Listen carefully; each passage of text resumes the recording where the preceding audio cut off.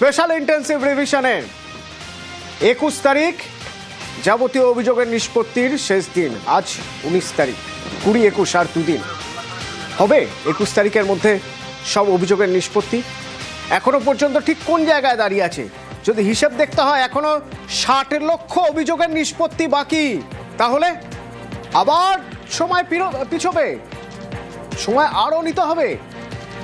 সোমরাজ হচ্ছে আমার সঙ্গে সরাসরি। সোমরাজ, কমিশন সূত্রে আমরা কি জানতে পারছি, কত অভিযোগের নিষ্পত্তি এখনো পর্যন্ত বাকি এবং নির্ধারিত সময়ের মধ্যে তা কি নিষ্পত্তি করা সম্ভব হবে?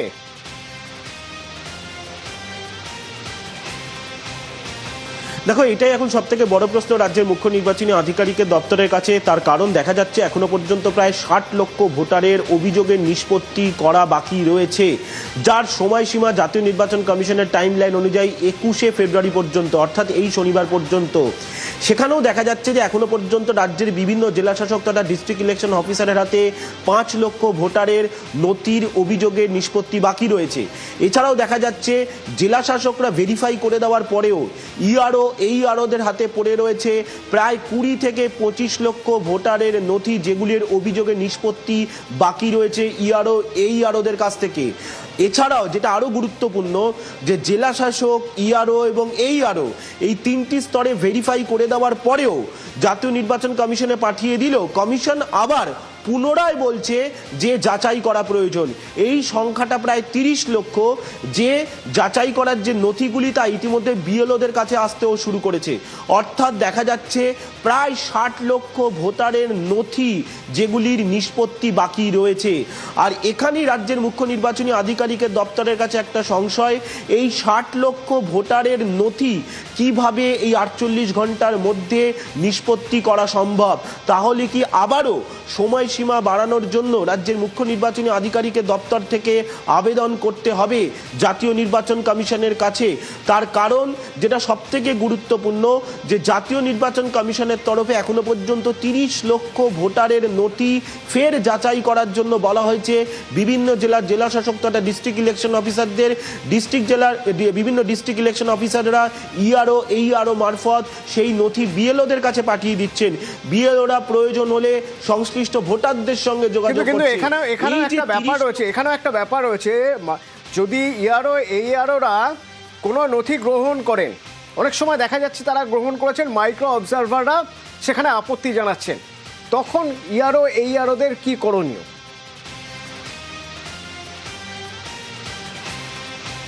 দেখো, জাতীয় নির্বাচন কমিশনের তরফে একটি অপশন দেওয়া হলো আরোদের, যেখানে বলা হচ্ছে আরোদের যে তারা যদি মাইক্রো অবজারভার বা রোল অবজারভারদের পর্যবেক্ষণের সাথে একমত না হয়, তাহলে তারা সর্বাধিক 500টি শব্দে লিখতে পারবেন যে সংশ্লিষ্ট ভোটারের নথি নিয়ে কেন মাইক্রো অবজারভার বা রোল অবজারভারদের সঙ্গে তিনি একমত নন, কেন তিনি মনে করছেন যে সেই ভোটারের নথি বৈধ, যেটা তিনি আপলোড ইতিমধ্যেই করে দিয়েছেন।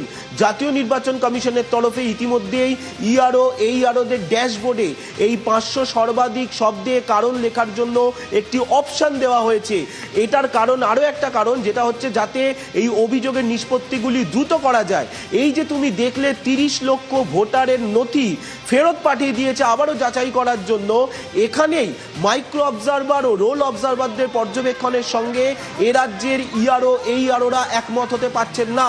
অর্থাৎ মাইক্রো অবজারভার ও রোল অবজারভাররা যেগুলি আবার আপত্তি জানিয়ে ফেরত পাঠিয়ে দিচ্ছেন, সেখানেই আরোরা তারা বলছেন যে মাইক্রো অবজারভার বা রোল অবজারভারদের আপত্তি ঠিক নয়।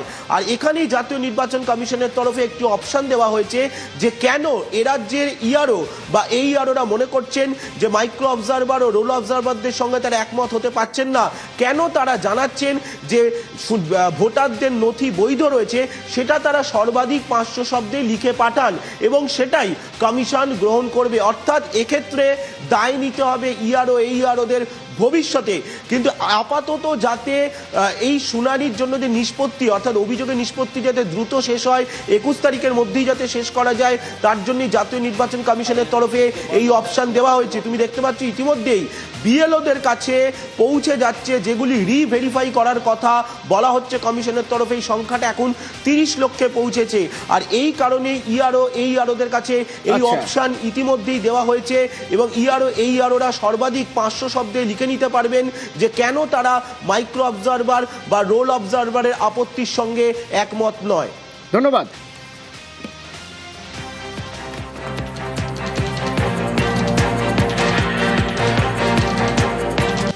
কিন্তু এসআইআর এর কাজে হোয়াটসঅ্যাপে নির্দেশ পাঠাচ্ছে কমিশন।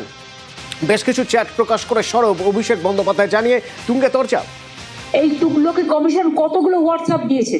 সকালে একটা হোয়াটসঅ্যাপ, ব্রেকফাস্টে একটা হোয়াটসঅ্যাপ, তারপরে একটু 10টা-12টা হলো আরেকটা হোয়াটসঅ্যাপ, লাঞ্চে আরেকটা হোয়াটসঅ্যাপ, চা কফি খাওয়ার সময় বিকেলে আরেকটা হোয়াটসঅ্যাপ, রিফ্রেশমেন্টের সময় আরেকটা হোয়াটসঅ্যাপ, ডিনার খাওয়ার সময় আরেকটা হোয়াটসঅ্যাপ, ঘুমোতে যখন গেল আরেকটা হোয়াটসঅ্যাপ, এবং তাতে এক এক রকম total confusion and contradiction. But I have never seen this type of তুগলকি commission who are running the commission through a particular political party. মঙ্গলবার চড়া সুর মমতা বন্দ্যোপাধ্যায়ের, পরদিন সোশ্যাল মিডিয়ায় পোস্ট অভিষেক বন্দ্যোপাধ্যায়ের। তাঁর অভিযোগ এসআইআর এর কাজে হোয়াটসঅ্যাপে নির্দেশ দিচ্ছেন রোল অবজারভার। অভিষেক শেয়ার করেছেন একটি হোয়াটসঅ্যাপ চ্যাটের স্ক্রিনশট, সেখানে সি মুরুগানের নাম।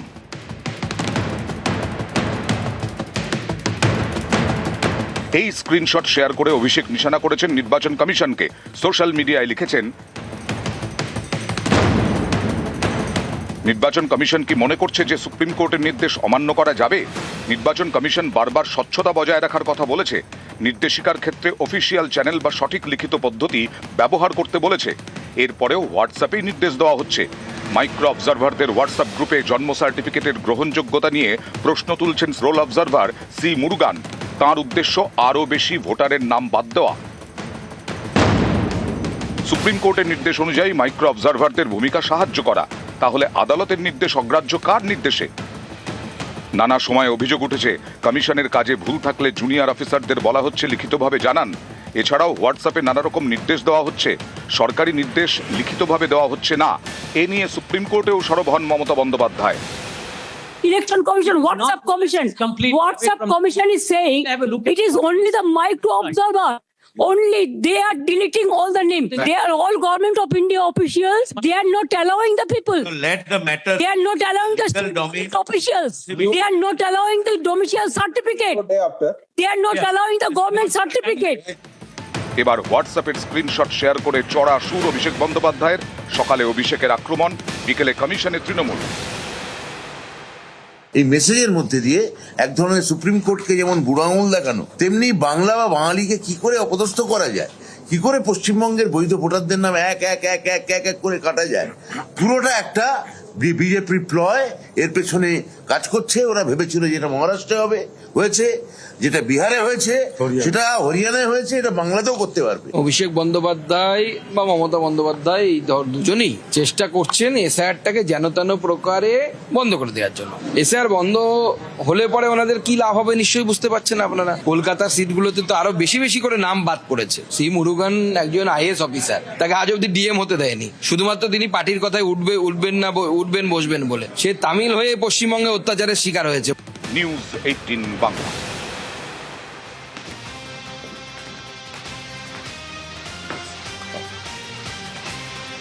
ভোট এগিয়ে আসছে, আর যত ভোট এগিয়ে আসছে তত দেখা যাচ্ছে বাংলার মনীষীদের নিয়ে কোথাও একটা, মনীষীদের, বাঙালি অস্মিতা, বাংলার মনীষী, তাদের নিয়ে কোথাও একটা চর্চা আরও জোরদার হচ্ছে। এবং এই চর্চার একেবারে শেষ পর্যায়ে যদি বলি, বা একেবারে নবতম পর্যায়ে যদি বলি, তাহলে আজ একটি এক্স হ্যান্ডেলের পোস্ট, যে পোস্ট কে করেছেন? পোস্ট করেছেন প্রধানমন্ত্রী নরেন্দ্র মোদী। কেন না, আজ রামকৃষ্ণ পরমহংসদেবের জন্মতিথি, সেই উপলক্ষে তিনি এই পোস্ট করেছেন। সেই পোস্টে তিনি কি লিখেছেন? তিনি লিখেছেন স্বামী রামকৃষ্ণ পরমহংস জি। এবার এই পোস্টকে ট্যাগ করে এক্স হ্যান্ডেলে পোস্ট করেছেন মমতা বন্দ্যোপাধ্যায়। যেখানে তিনি লিখছেন যে বাংলার সংস্কৃতিতে ফের আঘাত, আগ্রাসী অসংবেদনশীল পোস্ট। আমরা যেখানে বলি ঠাকুর রামকৃষ্ণদেব, শ্রী শ্রী রামকৃষ্ণদেব, সেখানে স্বামী রামকৃষ্ণদেব। ঠাকুর আর স্বামী দুটোর মধ্যে তো বিস্তর ফারাক রয়েছে বাংলায়। আমার সঙ্গে সরাসরি আবির আছে। আবির, আমরা এর আগেও দেখেছি যে বাংলার মনীষী, বাঙালি অস্মিতা কোথাও যেন একটা ইস্যু হয়ে দাঁড়িয়েছে ভোটের আগে। ভোটের ঠিক আগে যখন রামকৃষ্ণদেবের জন্মতিথি, সেই জন্মতিথিতে একটা পোস্ট, আর সেই পোস্ট কোথাও একটা বারবার করে তৃণমূল বুঝিয়ে দেওয়ার চেষ্টা করছে বাঙালি অস্মিতাকে আঘাত দেওয়া। আমি দুটো দিকে একটু বোঝার চেষ্টা করব যে কতটা গুরুত্বপূর্ণ হয়ে উঠলো আজ প্রধানমন্ত্রীর এই পোস্ট।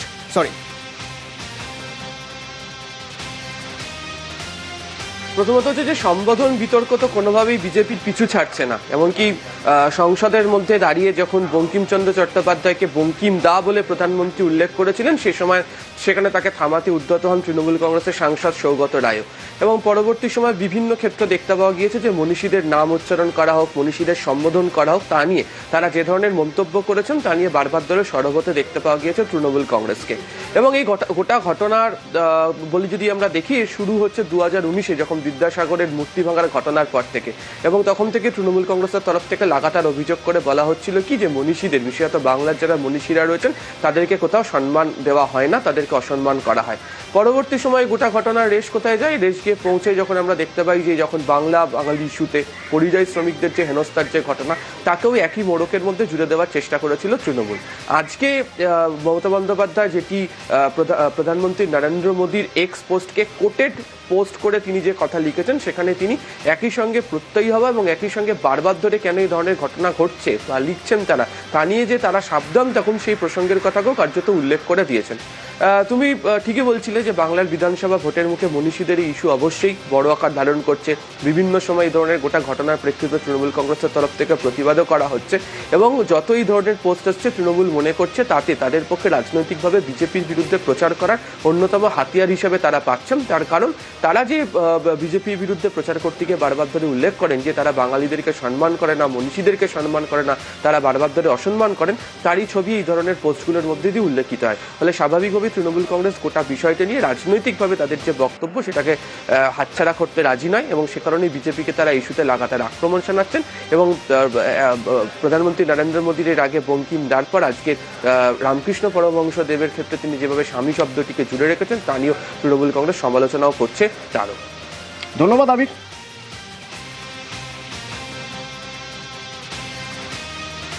নরেন্দ্র মোদী আজ একটি পোস্ট করেছেন ঠাকুর শ্রী শ্রী রামকৃষ্ণ পরমহংসদেবের জন্মতিথি উপলক্ষে। তিনি পোস্ট করে সেটা শুরু হচ্ছে স্বামী রামকৃষ্ণ পরমহংসদেব, কিন্তু এটা অবিলম্বে ওনার উচিত সংশোধন করা। স্বামী শব্দটা অন্য সন্ন্যাসীদের ক্ষেত্রে সাধারণ অর্থে যে প্রয়োগ হয়, ঠাকুর শ্রী শ্রী রামকৃষ্ণদেবের ক্ষেত্রে সেটা যে প্রযোজ্য নয়, এটা নরেন্দ্র মোদী আর বিজেপিকে কে বোঝাবে? আমি কোনো অশ্রদ্ধার নাকি শব্দ না। গতবার মাননীয় প্রধানমন্ত্রীর টুইটে এই শব্দই ছিল। হিন্দি ভাষী লোকেরা বা উত্তর ভারতের লোকেরা সন্ন্যাসীদেরকে স্বামী বলেন। গতবারও এই টুইট হয়েছিল। গতবার কিন্তু মুখ্যমন্ত্রী এই কথা বলেননি, এবার বলছেন, কারণ এবার ভোটটা আছে, ওনার বাঙালি সেন্টিমেন্টে ভোট করতে হবে। বাংলার মুখ্যমন্ত্রী তিনি যদি মনে করেন যে ভাষাগত কোনো ত্রুটি হয়েছে প্রধানমন্ত্রী, তাহলে তিনি প্রধানমন্ত্রীকে সরাসরি ফোন করে বলুন যে আপনি ভাষা শুধরিয়ে নিন। কেন ভারতবর্ষের প্রধানমন্ত্রী এই ভুল করে?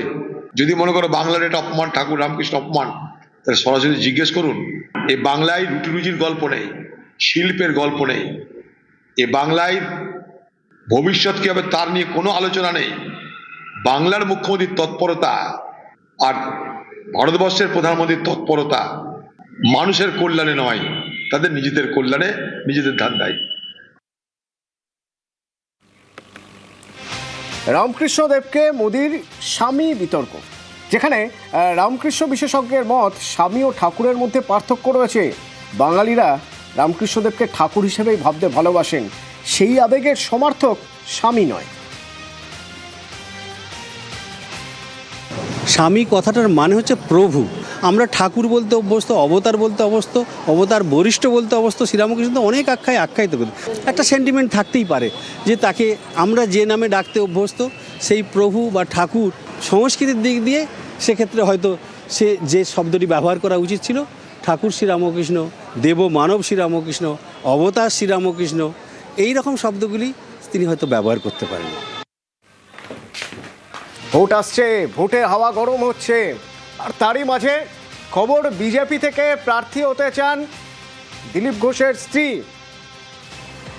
দিলীপ ঘোষের স্ত্রী তিনি প্রার্থী হতে চান এবং তিনি তার পছন্দের জায়গাও বলছেন মেদিনীপুর তার প্রথম পছন্দ। বীজপুর থেকেও তাকে প্রার্থী পদ দেওয়া যেতে পারে বা নিউ টাউন কেন্দ্র থেকেও দেওয়া যেতে পারে। 31শে জানুয়ারি বিজেপির সল্টটেক অফিসে বায়োডাটা জমা দিয়েছেন দিলীপ ঘোষের স্ত্রী। আমি মিসেস ঘোষ হয়েছি জাস্ট 8 মান্থস হলো, রাইট? বাট তার আগে আমি 13 ইয়ার্স আমি বুথ লেভেল হয়ে, মন্ডল লেভেল হয়ে, ভায়া জেলা, দেন আমি স্টেট লেভেলে উত্তীর্ণ হয়েছি। সেকেন্ডলি আমি তো পুরী, আমি বালতাজের সাথে দেখা করেছিলাম, তাকে আমি ইচ্ছা প্রকাশ করেছিলাম। আমি স্বতঃস্ফূর্ত ভাবে ডেডিকেটেডলি একদম গ্রাউন্ড লেভেলে প্রত্যেকটা মানুষের সাথে কানেক্ট করে আমি কাজ করেছি। তাহলে আমি কেন অ্যাপ্লিকেন্ট হব না? এবং তার এই বক্তব্য তিনি যখন আমাদের সঙ্গে ফোনে কথা বলছেন, কোথাও যেন মনে হলো অভিমানী সুর। বিজেপির পুরনো কর্মী, কিন্তু কেন প্রার্থী নয়, এতদিন বিজেপি প্রার্থী না করায় অভিমান, আর তাই নিজেই প্রার্থী হতে চেয়ে আবেদন। আজকে দল আমাকে 13 বছরের মধ্যে আমাকে একটা পঞ্চায়েতের মেম্বারের টিকিট দেওয়ার প্রয়োজন মনে করেনি। তো আমার ইচ্ছাটা যে আমি জাহির না করি, বলে না যে বাচ্চা না থাকলে মা তাকে দুধও দেয় না, তো সেমনি বুঝে গেছি। আর আমার তো বিয়েটা হয়েছে 8 মাস হলো।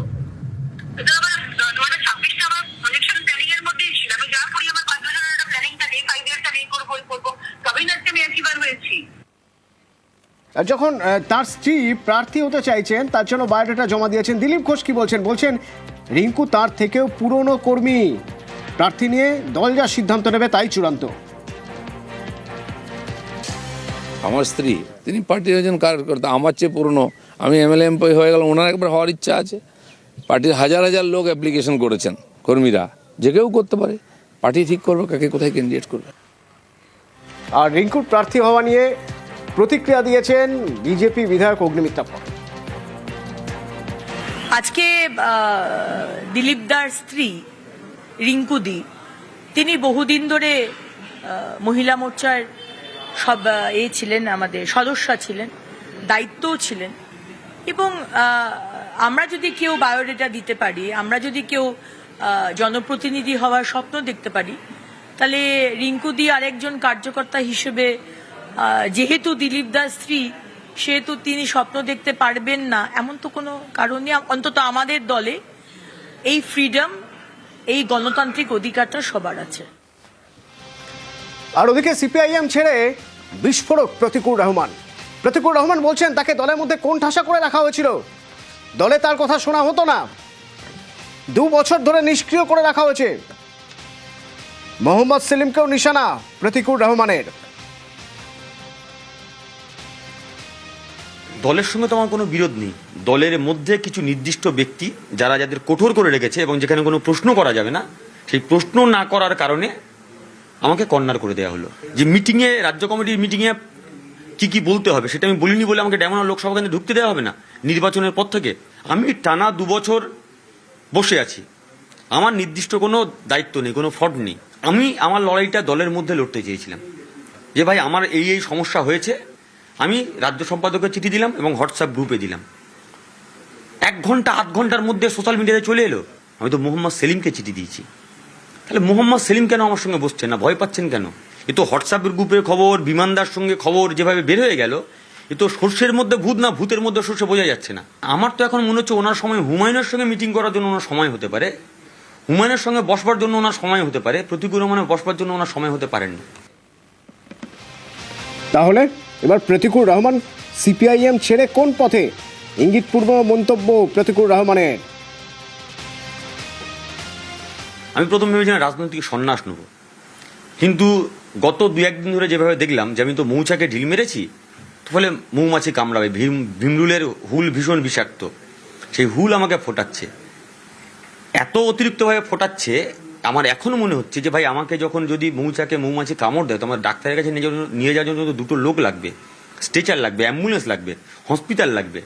তো আমি যদি একা হয়ে যাই আমাকে কে নিয়ে যাবে? তখন তো আমি এমনি মৌচাকে কামড় খেয়ে গেলে মরে যাব। তো ফলে মনে হচ্ছে সার্ভাইভ করবার জন্য রাজনৈতিক প্ল্যাটফর্ম প্রয়োজন আমার।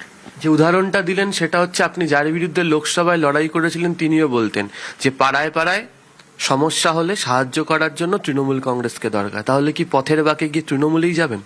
জানি না, এখন সময় বলবে। নয়াদিল্লি থেকে খবর, সুপ্রিম কোর্টে 5ই মে সিএএ মামলার শুনানি। 2 বছর পর এই মামলার শুনানি হচ্ছে। এর আগে হয়েছিল সেই 2024-এর মার্চে সিএএ আইন ও রুলের সাংবিধানিক বৈধতাকে চ্যালেঞ্জ করে যে মামলা, সেই মামলার শুনানি 5ই মে। 242টি আবেদন মোট। সর্বোচ্চ আদালতে 5ই মে সকাল 10:30 থেকে 6ই মে দুপুর পর্যন্ত শুনানি চলবে। আবেদনকারীদের বক্তব্য শুনবে সুপ্রিম কোর্ট। 6 ও 7ই মে পাল্টা জবাব শুনবে শীর্ষ আদালত।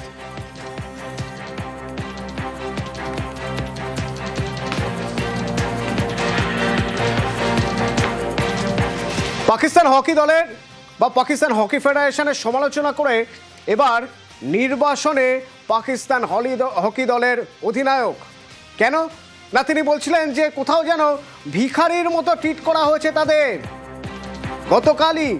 গতকালই শাকিল আহমেদ বাট লাহোর বিমানবন্দরে নেমে বলছিলেন যে বিদেশে টিম রয়েছে, সেক্ষেত্রে মনোবল ভেঙে যেতে পারে, তাই বিদেশ থেকে কিছু বলেননি। কিন্তু দেশে ফিরে তার বলা উচিত, কি অবস্থায় তারা থেকেছেন। ঘন্টার পর ঘন্টা রাস্তায় ঘুরতে হয়েছে তাদের। হোটেল নিম্নমানের হোটেল, এমনকি এমনও অবস্থা হয়েছে কোনো দিন নিজেদের বাসন কোসন মেজে টয়লেট পরিষ্কার করে খেলতে যেতে হয়েছে। তার প্রভাব তো খেলায় পড়বেই।